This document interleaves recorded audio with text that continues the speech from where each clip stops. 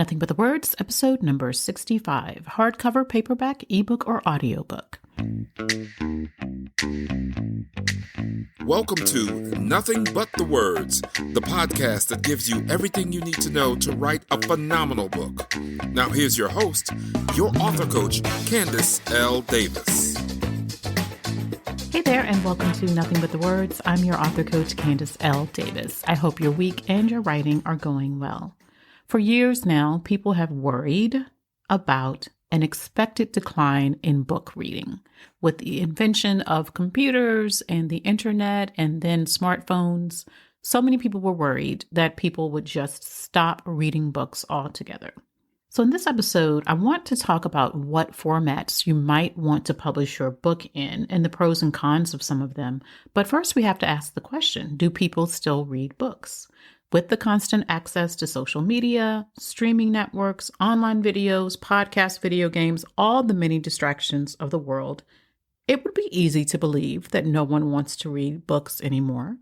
But fortunately, that's very much not true. A 2019 study by the Pew Research Center found that 72% of adults, American adults surveyed, stated that they had read at least one book in the previous 12 months. The same survey found that the, quote, typical American, whoever that is, had read 4 books in the previous month. And those numbers had not really changed over a decade. So there was not a decline being seen. People who read were still reading. Some of this is common sense if you're a reader, right? You can't possibly think that you're the only person left reading books. We can see the New York Times bestsellers list. We can see bookstores that are still functioning even without giving over half the store's floor space to toys. I know. I went into Barnes & Noble years ago and just passed out because it seemed like there were more toys and games than books on the first floor of the store. But they have to do what they have to do to survive. But there are plenty of independent bookstores that sell books exclusively and are doing quite fine. So do you read books? Do other people in your household read? Do any of your friends and relatives read books? Do your friends on social media post about books that they're reading? I personally am surrounded by people who want to tell me about the latest book they've read, how great it is, and why I should read it. It never even occurred to me to question whether or not people are reading books, because in my world, most people do read books. But it's nice to have my assumptions, which are purely anecdotal, confirmed by the survey results, which is that plenty of people, in fact, most people, are still reading books. According to the survey, people who hold a bachelor's degree or an advanced degree are more likely to read books than folks who don't hold a degree. So you may want to take that into consideration when you're writing for your audience. The one result that I didn't quite understand was the decline in men who reported themselves as book readers. Reading increased for most groups, but among men, it actually declined from 2018 to 2019. In 2018, 73% of the men surveyed said they had read at least one book in the prior 12 months. But in 2019, that number dropped from 73% to 68%. Maybe it was a fluke, but the bottom line is that even if men are reading fewer books, or fewer men are reading books, I should say, the majority of Americans still report that they read. They do read books. As an author, you need to keep in mind, though, that some of your readers are really married to their preferred format. They have a way that they like to read books, and they stick to it. Now, back in the day, I used to buy all of my books in hardcover if I could find them that way. I just love the weightiness of a hardcover book. I've since, because I've moved so many times, gone to paperback and even ebook for certain books, which I'll talk about more later. But I do still love a beautiful hardcover book. Most self-published authors, however, are going to skip publishing in hardcover for a couple of reasons. Number one, it can be cost prohibitive. You do have to charge more for your book, or accept that you'll make a smaller profit from each book sale. So it costs more to print those books. You'll either have to raise the price or accept that you'll make less money on each book. And you don't want to raise your price beyond what seems reasonable to your audience. I've had a couple of clients who wanted to do these dynamic books and charge $50 or $60 or several $100s for them, but you've got to have a very niche audience for that. Most people are going to top out at around $25 with the exception of coffee table books. So you don't want to be printing books that cost you so much money that you can no longer make a profit on them. And the second reason why most self-published authors are going to skip the hardcover version of their book is because as of right now, companies do not offer print-on-demand services for hardcover books. Print-on-demand is how most books, especially most self-published books, are sold these days.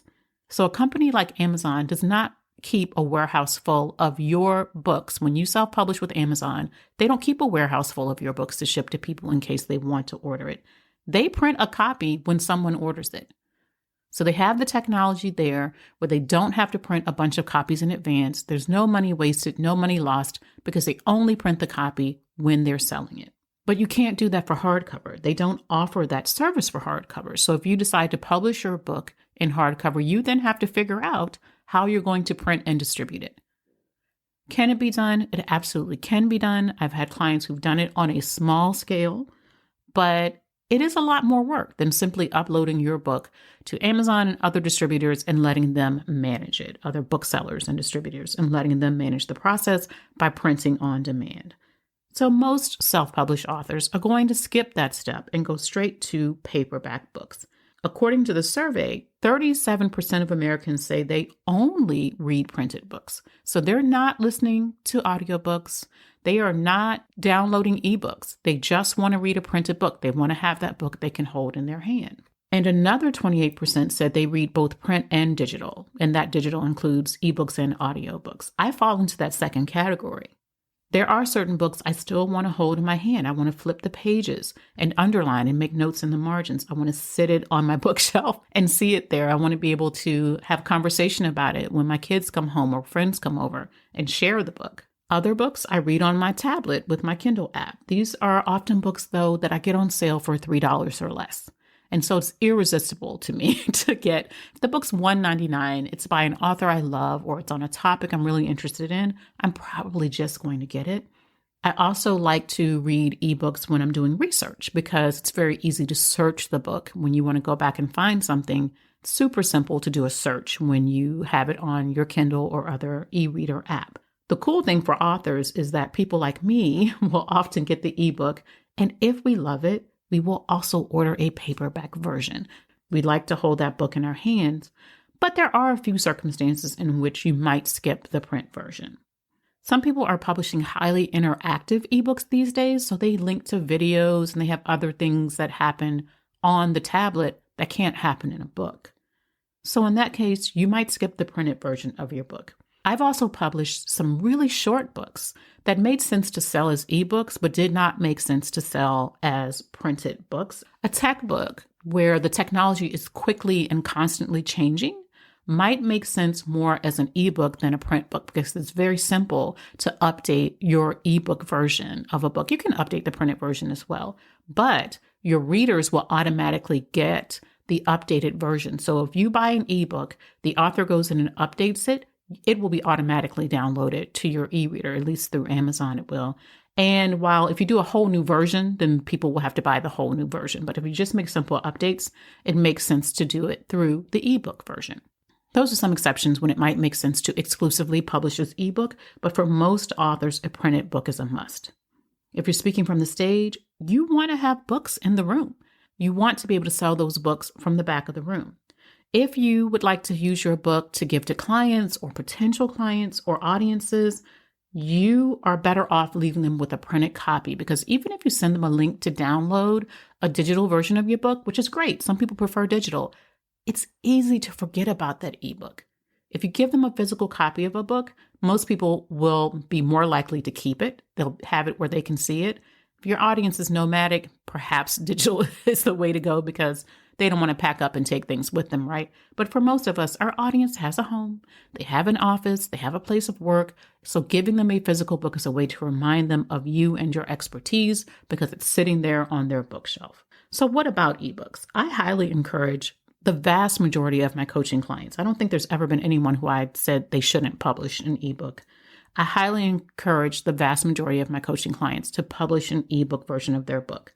7% of the people surveyed said they only read ebooks. And that does not include any of the 28% of people who said they do digital and print. So 7% just want an ebook version.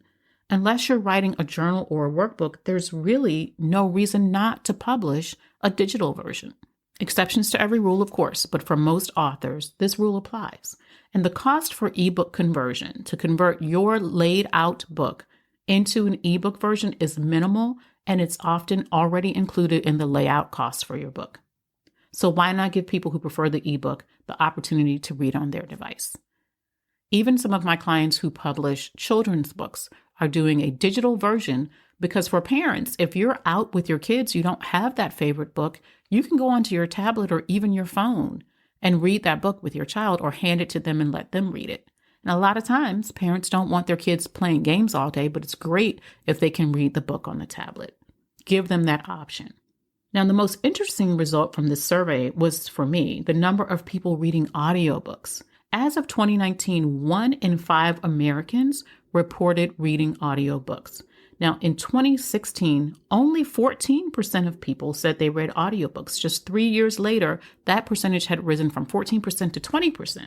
And 30% of adults in affluent households said they listened to at least one audiobook in the past year. So consider your customer base, consider your readership, consider your one perfect reader when you're thinking about whether or not you want to do an audiobook version of your book. I have several coaching clients who only read audiobooks. Some of them do so because of vision issues or because of learning differences, but most because they prefer to read that way. They just would rather have the book read to them. I have zero energy for the debate over whether or not audiobooks constitute real reading. Audiobooks are not my preferred format. I don't retain information very well from audiobooks unless I'm taking notes, but I still listen to audiobooks on occasion, particularly on road trips, and I consider that I've read the book when I'm done listening to it. Audiobook readers are taking in the same information as you and I take in when we read the words on the page. It counts, friend, as reading. It counts. As a self-published author, you will incur additional expenses if you choose to make an audiobook version of your book. To publish through distributors like Audible, which is probably the biggest distributor of audiobooks at this point, it's Amazon's audiobook arm, you have to meet their standards. You can't just sit at home and record something on your smartphone, say this is good enough, and upload it as an audiobook. They do have technical standards that have to be met. So you can't just throw it together, and you may have to hire someone to help you with the process. Keep in mind also that not everyone is cut out to serve as a narrator, even for their own book. So you may have to hire a narrator, which would be an additional cost. Most self-published authors I found will not invest the time and money to create an audiobook, and it's okay. But it pays before you make that decision to know your audience. If they are listening to audiobooks more and more, it might be worth the investment of time and money for you to produce an audio version of your book. Only you can make that decision. You have to accept that if you choose not to do an audiobook version, you are going to lose out on some readers. But is that a big enough percentage for it to make it worth the time and the effort and the money for you to go out and create this additional version of your book? So what do all of these stats mean for you? With some exceptions, most self-published authors should absolutely publish both paperback and ebook versions. If you want a hardcover version of your book, which some people do, I suggest doing a limited run. Some of my clients have done a hardcover printing just for pre-sales. If you didn't buy it in pre-sales, you couldn't get a hardcover copy of their book.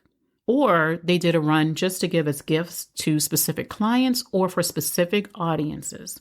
Whatever you decide, just make sure you have a purpose for those books before you order, say, 500 copies of your hardcover book, because there is nothing worse than having boxes of books gathering dust in your garage or your basement or the trunk of your car.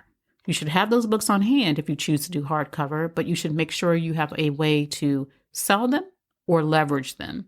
As for audiobook, you can absolutely be a successful author without publishing an audio version of your book. Just keep in mind that you will be leaving out some small percentage of your potential audience when you do. You have options now that we did not have just a few years ago. You have the ability to publish your book in whatever format you want, in whatever format you believe your audience will best receive it. That's all for this episode, my friends. For more writing tips and inspiration, follow me on Instagram at Candace L. Davis. Thanks for listening to Nothing But the Words. I'm your author coach, Candace L. Davis, and I'll see you next time.